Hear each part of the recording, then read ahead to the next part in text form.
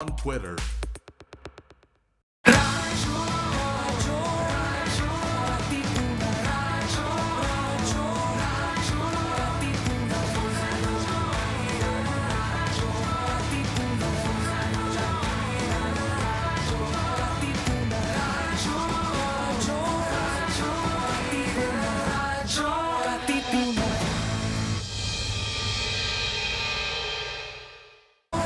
All caps, mga Atinista, it's time to level up. Your talk variety program showcasing the best in media and other fields. As we feature the most loved personalities and the best practices of what we truly refer to as Magis. Together with multi-awarded multimedia guru Mr. Noel Ferrer, let's all level up every Fridays from 3 to 6 p.m. here on radyo-katipunan 87.9 FM. Good morning, Ateneo. Start your day right with your morning wake-up call. Good morning, Ateneo. Energize your day with the lively, funny, and lovely tandem of Mir de los Santos and Tats Kidlat. Catch the latest news and stories around the campus. Good morning, Ateneo. Your daily dose of radio chikahan, tawanan, kantahan, and kwentuhan. Every morning from 9 to 10 a.m. Tuesdays to Fridays. Good morning, Ateneo. Your mornings will never be the same again.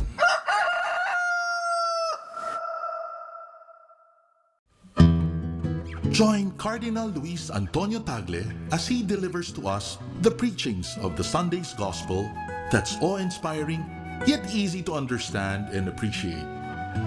Let us all listen to the Word of God here on The Word Exposed on Air, only on radyo-katipunan 87.9 FM. Radyo-katipunan 87.9 FM. Rejoice, refresh, renew, and reflect. Join us for an hour of music that uplifts the soul. Listen to your favorite Jesuit music ministry artists. This is JMM Radio. Get your day's dose of inspirational music. Tune in to JMM Radio every Wednesday from 1 to 2 p.m. Only here on Radyo Katipunan 87.9 FM. Tara na't simulan ng inyong umaga sa mga magagandang refleksyon tungkol sa ating buhay at pananampalataya. Kasama sina Cardinal Luis Antonio Tagle ng Manila, Father J. Boy Gonzales at Father Nono Alfonso ng Kapisanan ni Jesus, Father Cali Llamado ng Manila Cathedral, at Binibining Risa Singson Kaupeng ng Light of Jesus Community dito sa Kapit Pandasal sa Radyo Katipunan 87.9 FM. Radyo Katipunan. News, insights, inspiration. Radyo Katipunan. Down from the hill and down to the world.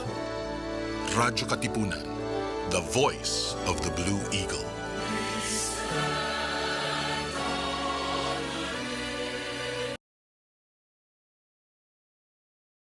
Radyo, radyo, radyo, radyo, radyo, radyo, radyo, Katipunan, radyo, Katipunan, radyo, Katipunan, radyo, radyo, radyo, Katipunan, radyo, Katipunan. The voice of the Blue Eagle, kami di mapipigil sa pagbabalitang tumpak at tama. Buhay Atenista, sa loob sa labas ng eskwela, ating ibibida lahat ng eskwela. Radyo, radyo, Katipunan, radyo, radyo, Katipunan, radyo, Katipunan, Katipunan. Kawal ni Ignacio, Katipunero, sugo, todo sa kayod, tunong at tulong, ipagdamag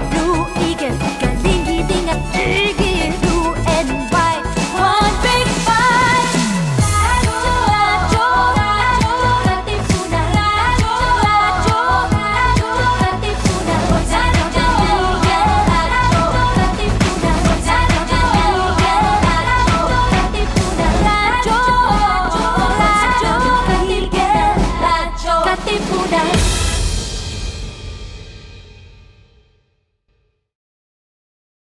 This is your stop for all things pop. Catch our all-around pop culture geek, Cholo Sediaren, as he throws in some dose of what's poppin' and what's hot in the pop culture scene here on Popcorn. Munch in with us every Thursdays from 4 to 6, only here on radyo-katipunan 87.9 FM. What's poppin', and welcome to Popcorn with Cholo Sediaren, your stop for all things pop, where we talk about all things pop culture from here in the Philippines to the rest of the globe. Welcome back, everyone. And this week, we have a very special guest with us again. I'm really excited to have this guest with us. She's super young, super talented. Let's welcome Alex Bruce. Welcome, Hi. Alex. Hi. All the way from Cavite. Kamusta ka? How are you, Alex? I'm doing good. Doing good, yeah. Ganun lagi ang sagot ko, I'm doing good. Well, we were talking before we started the show, and you said you were just on summer vacation. You just started pala. And you have a new haircut.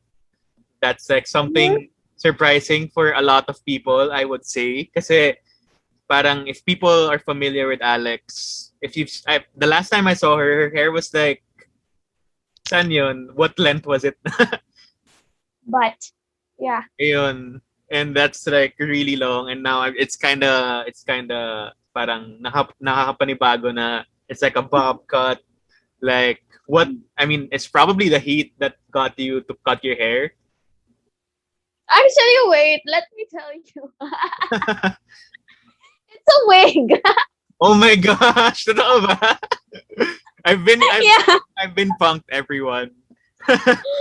Kanina pa kami ni Alex magkausap. Sabi ko, wow, nagpagupit ka na. That's why wala akong masagot na ayos. Kasi, well, that's a first here on the show, and we're really I'm really excited to have you on here.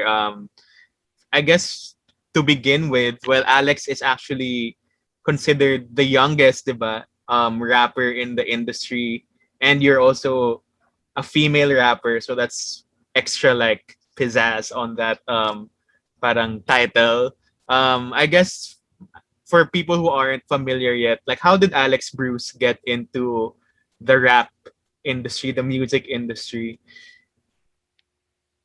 this is what I always say. Kasi, I was inspired by my parents. Everything that's happening right now is because of them. I'm in this interview because of them.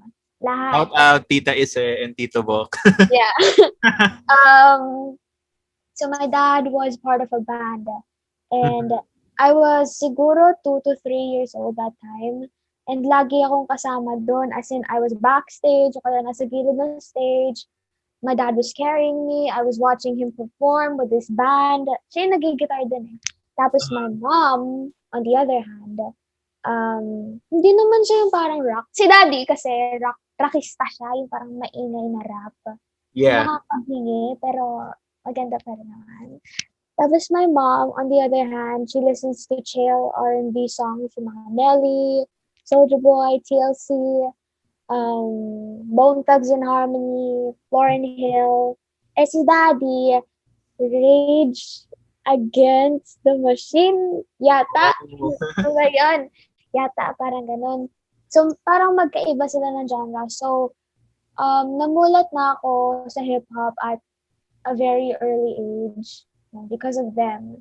Kaya, ito ako ngayon, nagre-rap. Yun. And that's not parang something, and that's really something unique, especially, I guess, for young girls, because, you know, a lot of people, I guess, are more on the pop side or mga indie mga folk songs, but you're like something different because of I guess your parents' influence. But I guess what is that moment na parang Tito and Tita were like, oh, maybe this is something Alex could actually pursue, or like, oh, hey Alex, it's like the perfect opportunity for you to start this? So yun nga, I started rapping daw at the age of 4. Wow. Parang ang stupid pakinggan. pero yun nga. Kasi I didn't know how to read that time pa eh. Kaya, Yung mga nakikinig ko lang like CL, Nicki Minaj, and Carmen, I just mimic them. Kung ano yung naririnig ko na sinasabi nila, yun din yung sinasabi ko kasi I didn't know how to read. Tapos, I was 6 years old. My parents saw potential in me. Wow, potential daw. Ang bulok ko mag-rap nun. I mean, hindi naman ako sobrang galing na ngayon, pero there's improvement naman. Tapos, yun nga, I started performing at the age of 6. At the age of 5 or 6, I started performing sa cafe ng tito at tita ko because they have this cafe in the Dreamland. Yan, Dreamland. Madami ding tao doon. So, I just performed there for fun. Pero dati, laging sayaw kasi dancing is my first love.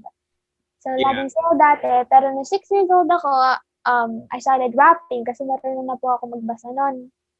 Covers, Eminem, puro ganun lang. Tapos, we were only doing it for fun. Like, only performing kapag sinasabi ng mga lola ko na mag-perform, oh, Alex, bibigyan ka ta 100, mag-rap ka dyan. I only do that. Yan. I perform sa weddings ng tita at tito ko and birthdays, mga ganun. Tapos, yun nga, dun sa cafe ng tita at tita ko. Tapos, yun! I started, daddy went home. Galing siyang Singapore nun. Ngayon, Australia na siya. Umuwi siya sa Pinas. And, siguro, 3 days pa lang siya dito. May pinakita siya sa aking video of Ate Ruby Ibarra. Oh. And nung pagkapanood ko, I was really, really, really, really inspired to be just like her. And, yun nga, mas na-motivate ako na mag-practice and rapping. And this is what I didn't know. Kasi my dad, he loves filming. Yung parang he always brings a GoPro everywhere. And this time, hindi ko alam na nagre-record siya. So we have CDs in our car, diba? We have CDs. Skrillex. Laging Skrillex yung pinapatigdag namin. One time, papunta kami nun sa swimming. Just the 4 of us, my brother, me, and my mom and dad. So, papunta kami swimming, swimsuit, ganun, fun. Nasa sasakyan pa lang kami, and I was beside my mom and dad, and my brother was at the back. And hindi ko alam na may camera doon sa taas, kasi saan naglalagay si daddy ng camera. I started rapping Terubi's verse, Who I Am, dun sa Skrillex. And siguro after 2 days, my dad posted the video. I didn't know he posted it. Nakita ko siya, dati galing na galing ako sa sarili ko, pero ang pangit. Then Ate Ruby Ibarra commented after like 2 days then. So she commented, tapos galing akong school noon. I was, kakauwi ko lang, tricycle. Anong grade ba ako noon? Siguro grade 2 or grade 1. Grabe. Grade 1 ka pa lang, may Ruby Ibarra comment ka na. Tapos, my mom was like, Alex, may surprise ako sa'yo. Sabi ko, ano yun? Ang lagi ko kasing nasa isip dati pagkain. Well, until now, kala ko binigyan niya ako ng pagkain. Sarap, ganun. Tapos pinakita niya sa akin yung cellphone niya. Nakita ko doon. Yung parang sinabi ng Ate Ruby Ibarra na, ang galing, this is the best covers I've seen. Parang ganun. So, nagtatatalon ako. I actually screamed so much. Tapos, parang nakatulog ako noon kasi napagod ako. Kakatalan. And then, my Ate Ruby Ibarra got in touch with my dad or my mom. Mm-hmm. Basta sa magulang ko. Tapos, minessage niya yung parents ko, sinabi na uuwi daw siya ng Pinas because Ate Ruby Ibarra, nasa Amerika siya. Yeah. So, saktong uuwi siya ng Pinas and sabi niya, she wants to have me on her event, gig, ganun. And I was actually excited, pero kinakain ako ng pagkakaba. Kasi, and you were how old then, Alex? I was 7. Wow! So, sobrang kabado kasi nga I'm used to perform lang sa family members. Mhm. And okay lang na magkamali ako kasi sila lang naman nanonood sa akin eh. Eh, this time, siya yung pinaka-first na performance ko. And I didn't want to mess it up, so I practiced. I practiced so much, and Ate Ruby Ibarra, nag-text siya sa akin na parang, can she request na, this song, yung kanta ng Game Up, we can duet dun sa ano niya. So, I was so happy.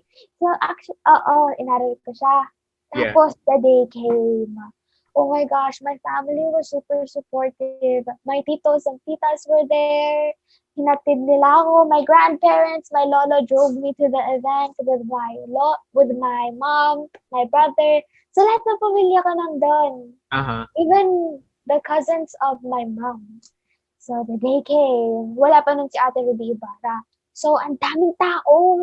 Tapos, maliit siyang bar. Hindi naman yung bar na parang strippers. Ganun. Bar siya na parang chill-chill lang. Like, there's music. There's a stage doon. So, lumuwas kayo lahat ng Manila? Yeah. So, we have 3 cars. Wow, buong barangay. Yeah. Tapos, napaka-supportive. Pero, looking back at it, dapat ginalingan ko kasi sobrang excited yung family ko for my first ever real event. Nagig na magpe-perform ako. Tapos, I messed it up. Kasi, di ba nagsaulo ako ng kanta niya? Yeah.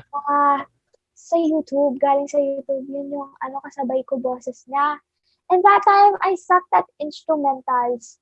Tapos, nung magpa-perform na, so Ate Ruby Ibarra came. Magpa-perform na kami. She was super nice. Oh my gosh, she was super, super, super nice. I was starstruck. I couldn't even move. So, ang bait niya sa akin. Para akong paralyzed na batang nung nakatayo lang na ganun. And I asked for a picture. Yan. Tapos then, performance. There were a lot of artists in the room and I was super, Who super else? kabado talaga ako. Kasi,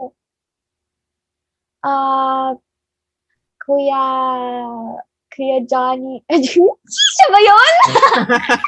Basta wag ko na sa akin itanong. Basta madaming artists nandun. Yun na, nag-perform ako. Tapos, sobra lalo akong kinabahan kasi yung DJ, iba yung instrumental na pinlay niya. Oh my gosh. Tapos, nag-practice nga ako nung kasabay yung boses na Ate Ruby Ibarra dun sa beat na original. Tapos, ibang beat yung ipa-play ng DJ. Like, I was gonna cry dun sa gilid ng stage. And buti na lang Ate Ruby Ibarra helped me with, as in super offbeat ako. And nung first time, hindi pa nagana yung mic. Nagra-rap ako nang hindi nagana yung mic. Nakakainis. So Ate Ruby Ibarra helped me. Andun lang ako sa gilid ng stage. The stage was this big. Like, rectangle. Tapos nandun lang ako sa gilid. Nakakahiya. I wasn't moving. My hands wasn't moving. I was just rapping like that. Like, super stiff. Nakakahiya. Pero that happened and madaming artists yung nakadiscover sa akin. They started inviting me to their events. So, at the age of 8, pakalat-kalat na ako. I was rapping here and there. Basta ganun. I was absent for so many days at school. Like, I missed so many school days just to perform. I was going here, I was going there, rap dyan, rap dito. Tapos, dun sa lahat ng yon, Kuya Mike's Swift discovered me. And he invited me to my first ever big, as in yung malaking event. So, it was, event? Bayanihan Jam. Oh. And nandito na Kuya Puting Kalabaw, and so many more. Tapos, nag-perform ako doon. So, bar siya. Open naman siya. Sa labas naman ako nag-perform. So many people, as in sobrang dami, twice yata nung sa first ever performance ko. Pero I did good naman. I was wearing a dress. Bakit ako nag-dress? And you were maybe mga 8 na at that time, no? I was 9. Yeah, I was 9.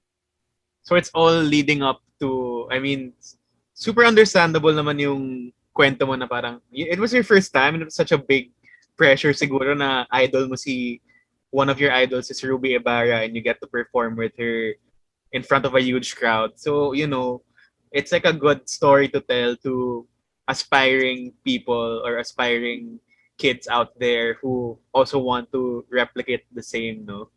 I guess a fun question siguro is like how, given that at that time you were 8, 7, 8, 9, you already doing that and parang in school, what were your classmates saying? Parang, were they really supportive about it? Or was there some kind of like, si Alex is doing something different versus what we are interested in? Or may ganun bang nangyari sa school nung time na yun? Or wala naman?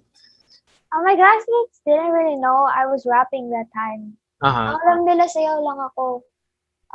As in, kasi dancer ako ng school namin nun eh. Never ako nakuhang muse, never. Lagi lang dancer. So they didn't know that I was performing na, siguro this one time nalaman nila, wala lang, sabi nila, wow, parang ganun lang. Wow, wala nang iba. And I don't really like talking about it kapag dating sa school kasi yung iba, inaasar ako. And ngayon ko lang nalaman na I was being bullied before. Oh, in what sense would you say that? Siguro hindi naman yung bullying, yung inaaway talaga ako, yung parang suntukan, hindi ganun.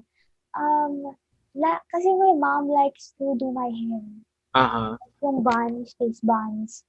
And every time I go to school, looking happy and everything, I have a smile on my face kasi my mom, nag-effort yung nanay ko para ayusin yung buhok ko. Tapos they go ahead and mess it up. They go ahead and laugh at my hairstyle. Inggit lang kayo.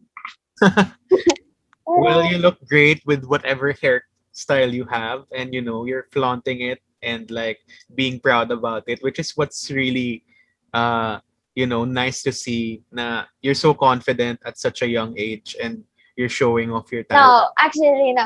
I wasn't very confident that time. Uh-huh. Always, kapag sinasabi na kasi ko na, Alex, hindi bagay sa'yo yan ang pangit. Kasi ginaganon-ganon nila yung, alam mo yung preno, yung beat. Ginaganon nila sa ulo ko. Super annoying. Super annoying. Kung sinasabi ako ng mga ganyan, Alex, hindi bagay sa'yo yung hairstyle mo. Hindi bagay sa'yo. So, dati nasasad ako, kaya I take it off. Kaya pagdating ko sa bahay, bruha ako. And they called me. You know what they called me? What did they call you? And Alex di bruha. Oh my God. They called me that. Kasalanan ko ba na ayaw na hairstyle ko? Pero ngayon wala na talaga akong pakialam. Like, I experiment on different hairstyles. Uh-huh. And I don't need their opinion. And would you say now na it's improved as you grew a bit older with how you're dealing with your classmates? I mean, now it's like online virtual na, diba? How has that experience been for you in this past year? Dad, oh my gosh, my second day, nakatulog ako sa math class ko. Actually, first day pala. Kasi nung second day, kaya ako sinabing second day, kasi nung first day, namin yung parang, hi, I'm Alex, ganun. Pero nung first day of school, talaga yung subject. I was puyat kasi I was watching, anong tawag doon? May pinapanood akong series nun eh. Siguro Umbrella Academy. So, pinagpuyat ako yun. Yun nga, I slept really late. As in, umaga na nun. And dati, nung siguro first week of school ko, I get ready.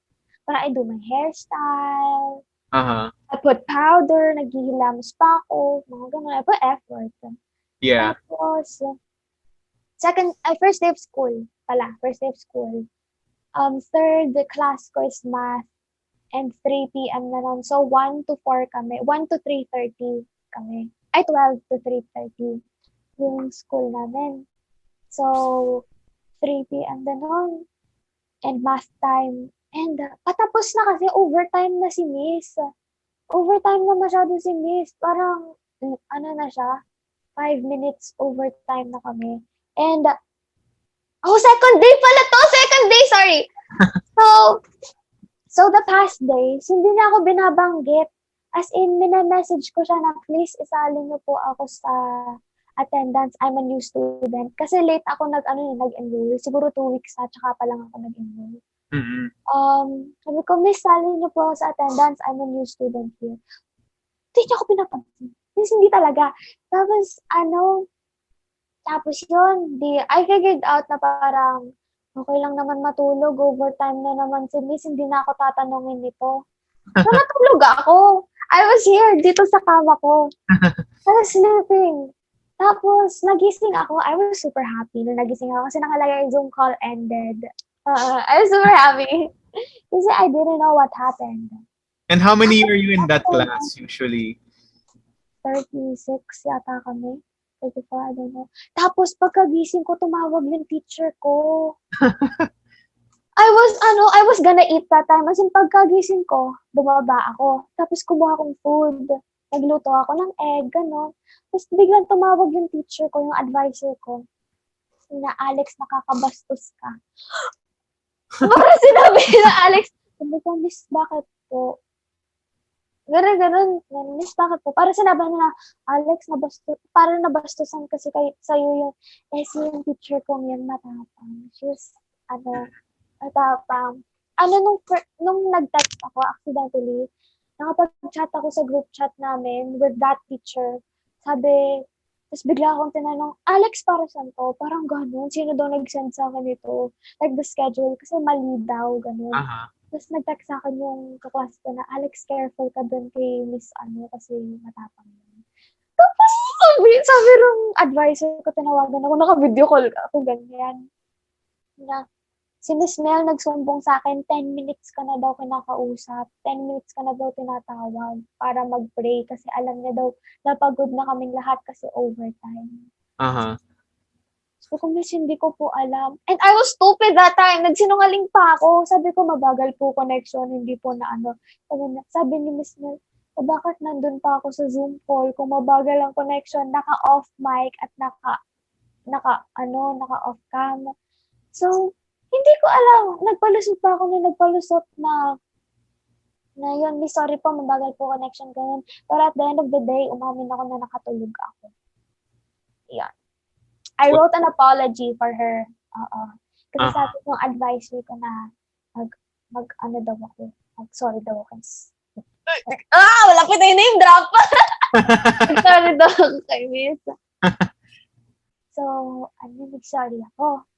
Oh my gosh, hindi na ako sinin ng 1 week. Hindi na ako sinin.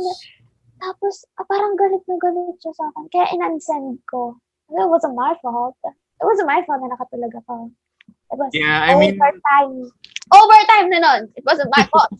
Kaya in-unsend ko talaga kasi hindi na ako sinin ng 1 week na. So, in-unsend ko. Sabi ng mami, ba't ka ba magsasorry dahil hindi mo naman kasalanan na I mean, at the end of the day, at least you did try to apologize and you did your part as a good student. Pero now, he's like, nagiging mabait na siya sa akin dati kasi kapag sinasabi ko, Miss, I passed my output na po, na may kasamang emoji. May kasamang emoji lagi. Ako, hi, Miss. May kasamang emoji lagi. Tapos kapag sinasabi kong gano'n, laging like lang sinesend sa akin. Lagi lang like. Tapos kapag may itatanong ako na parang, lagi nang like. Tapos, nung last time, siguro, third grading yata. Kasi I passed my outputs yata. Na parang, tumaas yata yung yung grade ko. Tapos, bigla siya gumamit ng emoji sa akin. I was super happy. Sabi ko kasi, thank you, Miss. Sabi na, no problem. With the emoji, I was happy. Yeah, yun. Achievement unlocked. Get an emoji. Online school was great. Not great. It's actually good lang. Kasi nung nag-homeschool ako, I didn't actually learn anything. Kasi ako lang yung nagtuturo sa sarili ko. I'm the teacher and I'm the student. And kung ako yung teacher, I would choose not to learn grade 5 to grade 6. Siguro nagsiscan lang ako ng book like twice a month. Yan. Kaya sabi ng mami ko, this needs to stop. Dapat mag-online class ka na para mapagalitan ka ng mga teachers mo kasi hindi ka nag-aaral. Yeah. Well, that's a good experience to hear naman na, even despite this pandemic and even despite the fact na you're also pursuing your career on the side, it's still something important for you, right? And siguro, I want to ask about, I guess let's head back to music. I also want to ask about the A Brigade. Like, how did that happen? Na parang, when did you start realizing that, oh, there are already people following me? Because you have like so many Facebook followers and, your videos, your covers get so much shares also. But what was that like? Oh, there's like, we want to be the A Brigade or something like that. Nobody calls themselves the A Brigade. Lahat na nag-share sa akin, hindi nila alam na may A Brigade. Nakakainis. At ino lang ko alam. Because that happened no 11 years old ako. My dad came up with A Brigade. Mm-hmm. At first, A Brigade. Parang hindi siya catchy. Because si Cardi B, di ba, Bardi Gang. Aha. And sabi niya, ang ganda ka, Alex, kapag may tawag ka sa mo. Sa parang supporters. Sabi ko, okay. Yun lang talaga yung sagot ko, okay. Na A Brigade daw, maganda. Sabi ko, sige po, maganda. Pero ngayon, medyo nagagandahan naman ako. Okay naman. So, Pero, if hindi A yun. Brigade, ano yung ipapangalan mo sa mga followers mo ngayon or sa mga fans mo? The Brujas. Tinutawag kasi sa... Diba? Parang turning something you remember as a kid or when you were a bit more younger than you are now into something a bit more positive, like, hey, Brujas. Yeah. Na, diba, parang, I think I've seen your likes recently on Twitter na you're liking Bella Porch, and Bella Porch's like tweets right now are like, you're calling me a robot, ganyan. Parang in that same vein, right? Mm-hmm.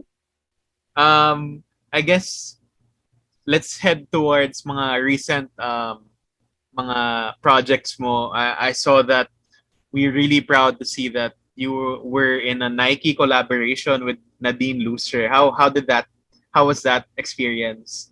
It was my first ever photo shoot with Nike. Uh-huh. And, oh my gosh, Ate Nadine, nagkikwento sa akin yung Nike before the shoot, like the day before the shoot, kasi we were still at home. So my mom was like, sabi na Nike, so the van is going, sobrang bait ng Nike. They even sent me like a van, like to take me out back and forth, ganun. And then they even provided me food. Well, lahat naman, pinagpo-provide ako ng food because I need to eat. Lahat naman. Pero, sabi ni Nike, how's Alex? Parang gano'n, napakinig ko. Sabi ko, I'm good naman po. Parang gano'n, I'm nervous. Sabi ni Mami, yon. Tapos, sabi na, don't be Nadine is super nice. Kilala daw ako! Wow! Kilala daw ako ni Ate Nadine. Na ang galing ko daw. She's amazing daw. So, ganun. Tapos, then the day came. Sinundo na kami ng van. And then, punta kami dun sa Nike building. Dun kami nag-ayos, ganon. Tapos, may pinuntahan kaming pagsusutan eh. Yan, dun kami. And Ate Nadine came. And she was super nice. Siya pa yung lumapit sa akin. She was super nice. Sabi niya, hi Alex, I've heard of you. I've heard of you dahil sa Careless. Nagkwento daw yung Careless friends niya. Kasi Careless, Careless? Uh-huh. Yun, nagkwento daw. Kasi dati, kasi dati, siguro 2 years ago, 2 years ago, my first ever Nike event, Careless was there. James Reid was there. Are you a big fan of Jadine ba?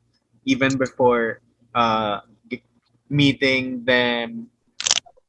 Sige ng breakup because kuya, Kuya, ano last name? Kuya. Ano nga pangalan nun lalaki? Kuya. Kuya James was there. Dun sa Uh-huh. Oh my gosh, ba't ko sinabi? Parang, there's no friends kasi. I think friends. I think so, yeah. Kasi Kuya James daw is the producer. Nasa Uh-huh. siya ng manager niya dahil kasama si pogi in person. Iwasan. Super Yeah. nakakatawa to hear your reaction to it. Pero ito na talaga yung pinaka-excited ako marinig from you is yung experience for the Yakap music video, which was your latest single. Kasi nandun yung si Justin from SB19 and that really got like the whole world watching Alex Bruce, right? Well, yun na nga, parang syempre I heard na parang you were really interested in SB19 and then magic happened in between na Sony was able to get Justin on your video. How was that whole experience for you during the shoot? I think you were a bit nervous meeting Justin for the first time, right? Yeah. Oh my gosh. Hindi ko alam kung paano ko sisimulan, pero Bilang isa sa mga maisan. pero you were there kasi. You were I there. was. Kaya, nakikita mo naman yata. Was I, super halata bang kinakabahan? Di naman, I mean, it was your first encounter with them, right? With Yeah. Justin. And how did you get into SB19 in the first place? Like being someone who's so into rap and hip-hop, R&B, I mean, may elements ng hip-hop with SB19 songs, but how did you parang, oh, this is SB19, I like it, Justin is my bias, or Ken, how did that, This that, goes way back. Like, super way back. 2019. 2019 ako naging 18. Kaya naiinis ako pag pinapapila ako ng 18. Matagal na ako nandito. Yan. So, 2019. Wish Awards. uh-huh. Wish Awards. Nagtataka ako noon kasi ang daming tao na may mga anong tawag doon side na parang SB19. Gano'n. Sabi ko, oh yeah, parang familiar ako sa SB19. Oo, ganun. Kasi, basta mamaya ka nagkatangki yan. Sabi ko, familiar ako with SB19. And then, like, these boys came in. Dun sa carpet, dun sa orange carpet. In their, parang pastel suits. Mm-hmm.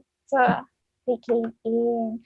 At first, I was not, like, super, super wow na wow. Kasi, I thought they were, like, a band. Uh-huh. And I was, like, just super chill. Nandun na kasi ako sa upuan ko, eh. I was just looking at them and the crowd went wild. I was actually there then, and I went wild that same May parang yung mga babae malalaglag na, tapos yung boses nila, grabe, mababasag na eh. So I was, doon ako na-curious sa parang, wow, who's SB19? Like, I heard of them naman dati pa. Pero, I was like, wow, nakatitig lang ako sa kanila. Kasi nakatitig ako. Bakit ako nakatitig? Nakaganon. And then they performed. Oh my gosh, the go up was super, super nice. Super, super, super, super. Kasi yung parents ko nandito sa gilid. Nandito sila sa audience. And the whole time na I was watching people performing, inaantok na kasi ako nung time yun. I had makeup on. Diba? Like heavy makeup on. Super, super, super heavy. And yung hair ko, banat na banat, naka-wax. And my nails, hindi siya nagulong ng ayos. And napapagtag siya. And basta, I was super uncomfortable with like my whole outfit. So I was just super sleepy. Like I wanted to get home. I was keep on asking my manager na, kailan bang matatapos to? Ang tagal. Kasi, I just wanted to lay down, take my makeup off, take a bath, and then like sleep. Kasi, I mean, I didn't really care about if I won the award kasi it's just, a big achievement na to be in that event. Oo. Kaya, I wasn't sad nung natalo ako. Kasi galing naman talaga ng, sino nga yan? O si Dogs, XB, kanan. Galing naman talaga nila eh. SB19 performed, go up. Tapos sabi ng mami ko, Alex, grabe ka, tsaka ka lang nabuhay nung SB19 yung nag-perform. Because I was like, yeah, we gonna go. And my dad was there. Sabi ng daddy ko, grabe Alex, tsaka ka lang nagising nung SB19 nag-perform. Sabi ko, daddy, ngayon ko lang sila napanood. Yeah. Pero, tapos Ben and Ben, para sa akin, SB19 and Ben, sila yung nagbuo nung gabi ko na para hindi ako antukin. And parang, I remember, nandun din si Nathan and Mercury and Oh, yeah! Pati Nathan and Mercury. Tapos, si Ate Casey. si ano rin, Janine Tenyoso, I really enjoyed that performance. Kumanta yata siya ng Di na Muli nung araw na yun. I think I was, Baka, yun yung I was in the bathroom na. Halang beses ako nag-CR eh. I had kasi, second day of mens ko noon. And nung magsi-CR ako, Ben and Ben was there beside the comfort room. And they hugged me. Aww. Congratulations daw. And that I was super happy kasi kilala ka na Ben and Ben. Ganun. And I didn't know Ben and Ben was gonna perform at my school dapat this year sa Family Day. I would be super happy. Pero like, yun, everything started there dun sa Wish Awards. And then, nung aalis na kami, alis na kami sa awards. I was happy and sad at the same time kasi nga I really enjoyed the performances after SB19. Nagising na ako nun. So, parang hindi pa talaga ako sa SB19. Parang, ang galing nila mag-perform pero parang ang taray nila. Ganon. Yung parang, ang galing nila mag-perform pero parang sa mga ugali nila. So, medyo ako noon, medyo parang nagdadalawang isip kong I will stand them or not. I stand them sa performance. Pero, I went dun sa table ng Sony. Dun, di ba malapit yung table ng Sony sa SB19? Yeah. I was like, thank you. I'm saying my thank you. Tapos sabi ni Tita Mafi, Alex, take a picture with SB19. Sabi ko, gumawa talaga ako. Sabi ko, and you picture ka with them that night? no! Kasi their manager daw is strict na bawal daw tumayo pas ng SB19. Anong time yan? Sabi ko, ay, baka matari yung mga to. Wag na. Pero ano yung naging conversion story mo na, okay, I'm gonna be a full-on 18? 1 week after the awards, I started binge watching on their like the clarity, yung mga ganong videos nila. Yeah. Yung parang, ang tawag doon, funny moments with SB19, ganon. Mga trip to Jeju Island. Lutang moments with SB19. Pinapanood ko sila. Tapos, I had a huge crush on Kuya Justin that time.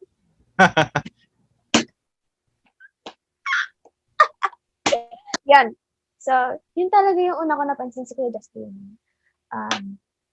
So, I had a huge crush on him since he's like funny, but not really funny. And like, his kind of humor is different from...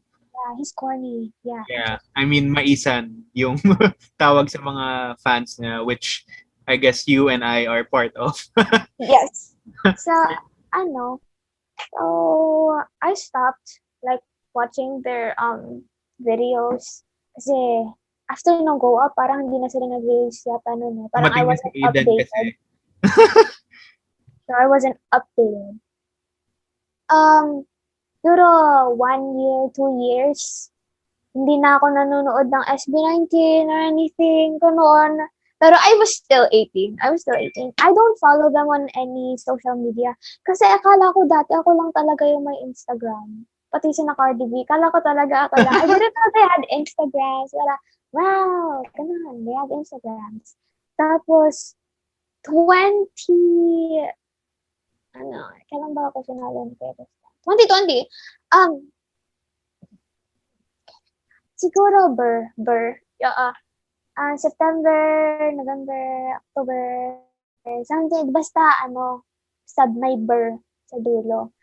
Pinalaw ako ni Kuya Justin because I was scrolling to my followers. And sa last na pang-5, nakalagay doon Jade Diyos na may check. Sabi ko, Tapos, at first, hindi ko kasi alam yung mga pangalan nila eh. Hindi ko alam yung mga pangalan ng SB19. Except Justin.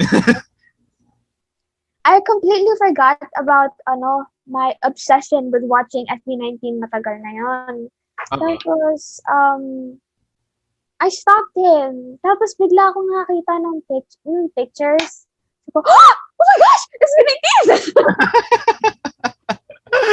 I was super frozen. Nandito ako sa kwarto ko. I was super frozen.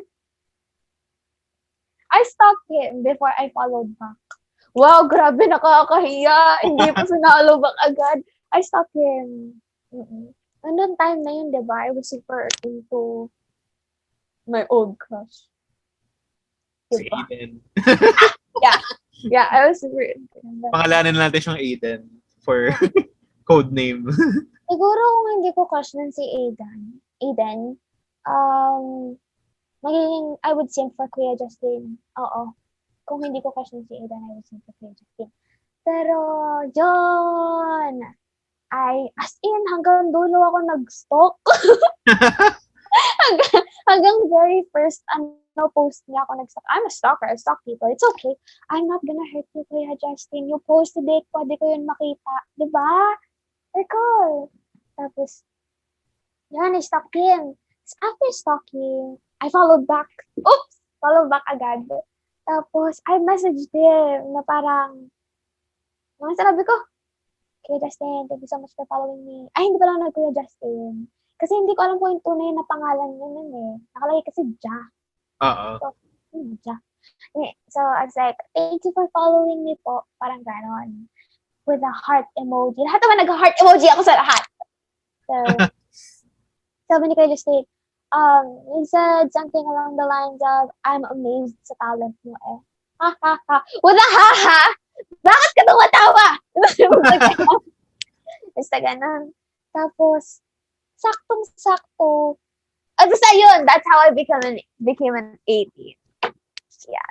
And then moving parang fast forward to after the shoot na kinakabahan ka, diba? And you had a great time. You were jumping on a bed with your 18 with your SB19 bias. You were, alam mo yan, mga kilig moments, nagdodrawingan kayo ng mga owls, and Dream Boy Justin was born that day. And parang after nun, because Yakap is such a great song, I would say na sinasabi mo sa amin na parang kinakabahan ka, you weren't good in singing in that song, but it's such a catchy song and it deserved that amount of attention after the video. Parang you had so many people, 18s, coming out to support you. Of course, thank you to sa mga 18 who supported Alex and continue to support you as your Twitter friends, diba? How was that experience for you? Na ang dami ko napanood ng mga international reaction videos to your song, and they were like, I don't know if you saw these videos na pag dumating na yung part na nag-rap ka bigla, nagagalit yung mukha nila, and like, how did you find that experience for that Yakap video?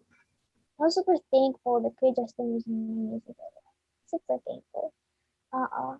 Kasi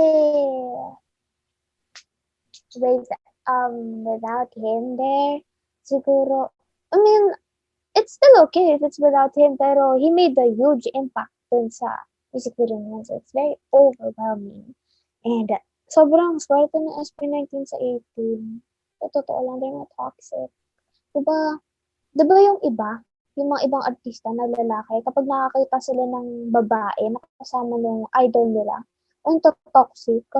Yeah. Pero hindi ako na ganun ng 18. Parang bait-bait na lang.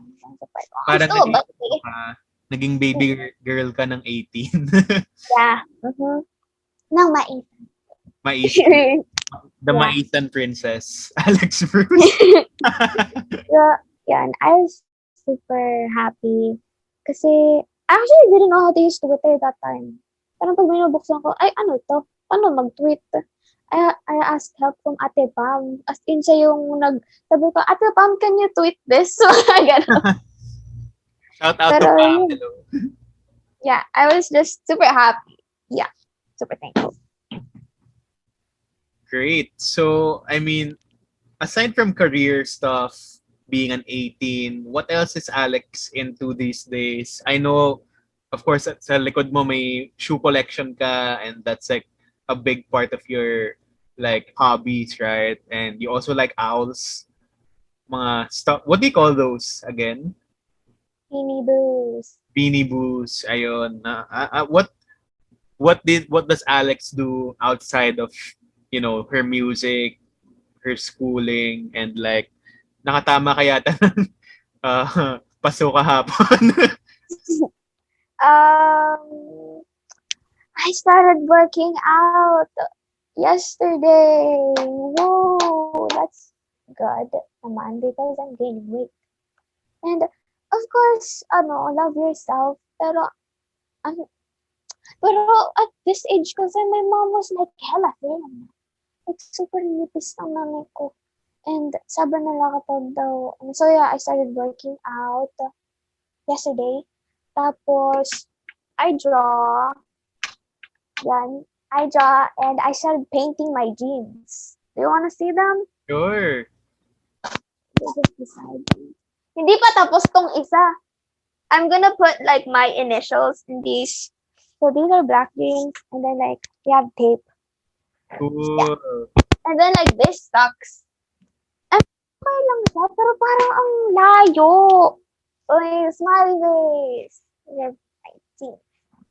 I mean, that's where it starts, di ba? Parang you started so young sa music, and who knows, you might also get into fashion like soon enough, right? Yep. And I started, bang ginagawa ko? I started getting into yun nga, fashion. I started yung painting my jeans. Tapos, gabi-gabi, minsan nagsusukat ako ng damit ko for like some reason.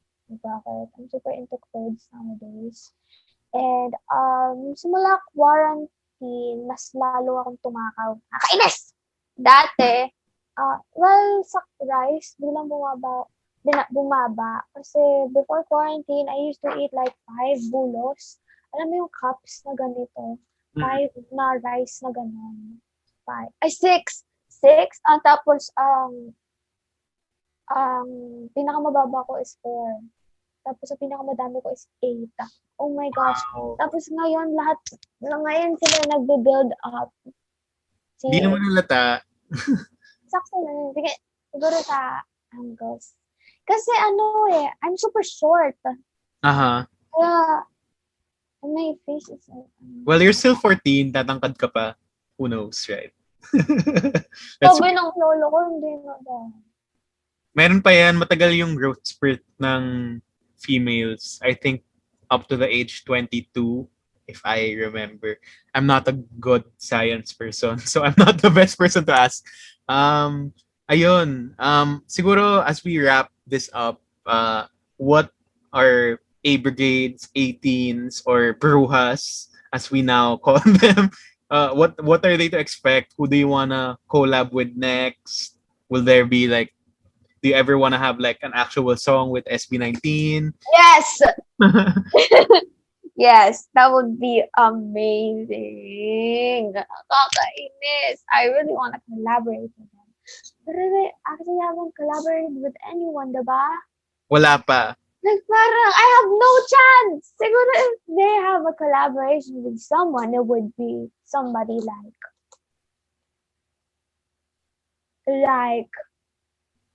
sikat. I couldn't think of anyone.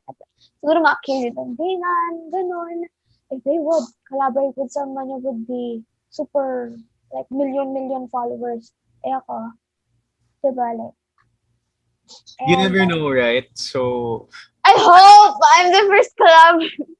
Baka naman Sony Music and Show BT. Let's make it happen. Ayan yung mga 18 fans or mga SB19 fans and A Brigade, i-tweet nyo na si Sony and Show BT to help Please. Alex. Right? Aside from that, who else? Mga KZ ba, ganyan? Yeah, I would like to collaborate Gusto mo with bang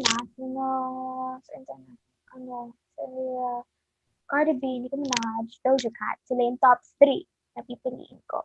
Like, sa iba, sa lalaki naman, siguro I wanna collaborate with Migos. I wanna collaborate with Travis Scott, Drake, Tyler, the Creator. I'd like to collaborate with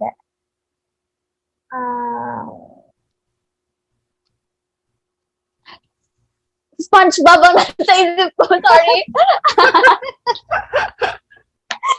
Sino nga yun? Justin din kasi, Justin Bieber. SpongeBob? Hindi, nasa isip ko kasi yung music video nila sa Peaches. Naisip ko parang, parang SpongeBob din.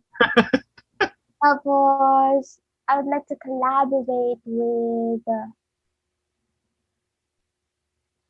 Chris Brown, tapos Lil Wayne, Tyga. Sinabi ko na Drake, diba? Nasabtan Drake. Tapos,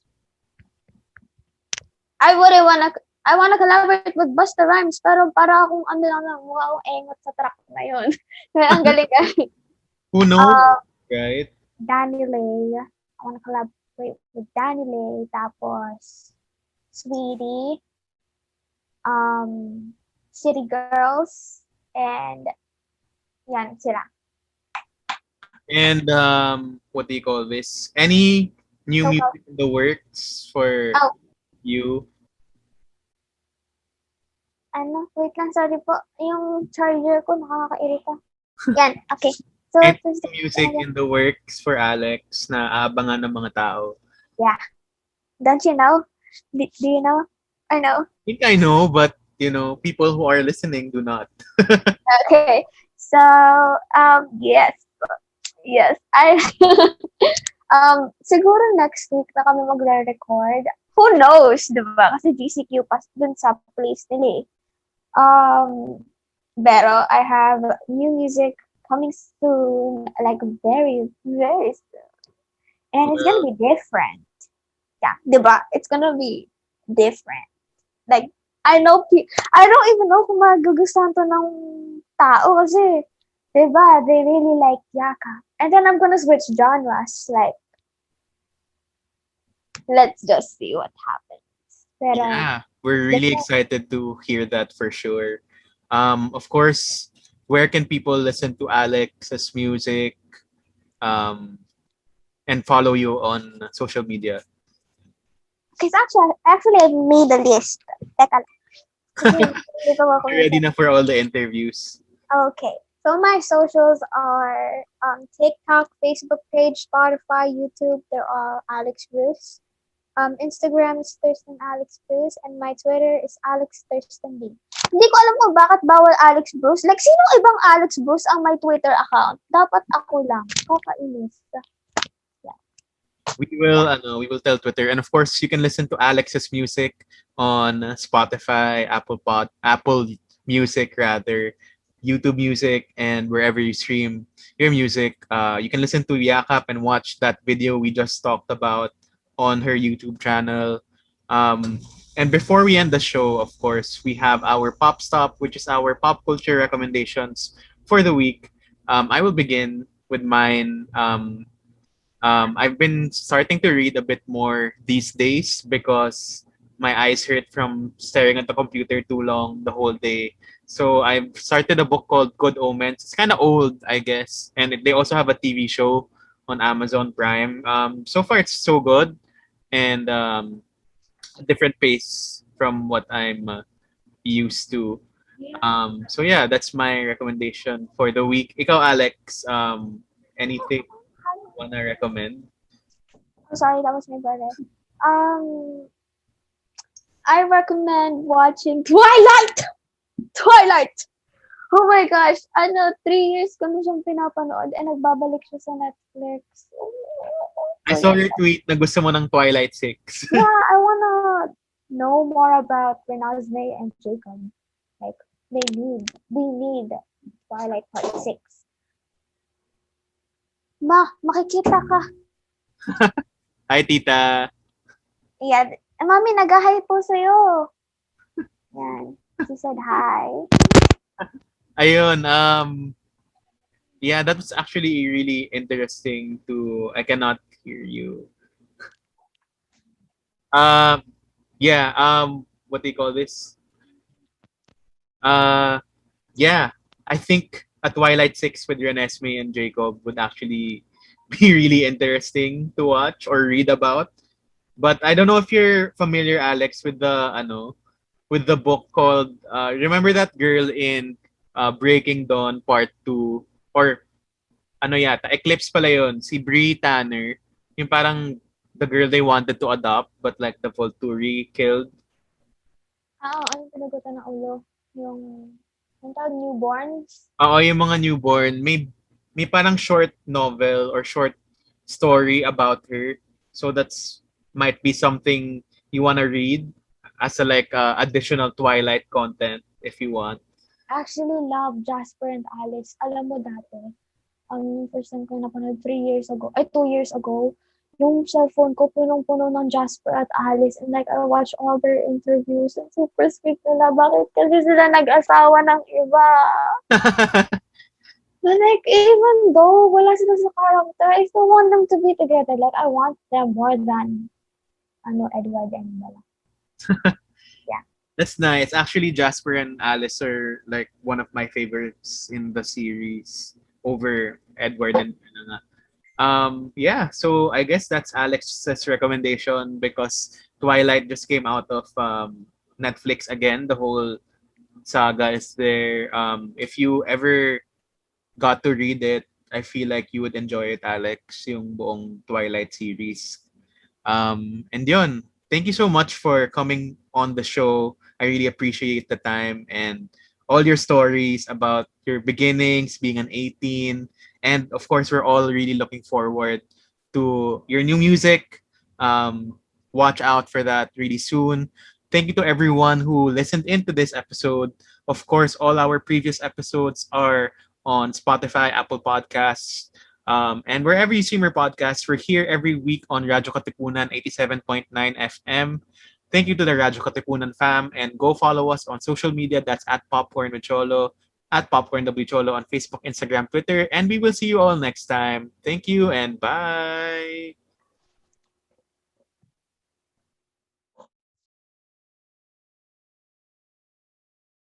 This is your stop for all things pop. Catch our all-around pop culture geek, Cholo Sediaren, as he throws in some dose of what's poppin' and what's hot in the pop culture scene here on Popcorn. Munch in with us every Thursdays from 4 to 6, only here on Radyo Katipunan 87.9 FM.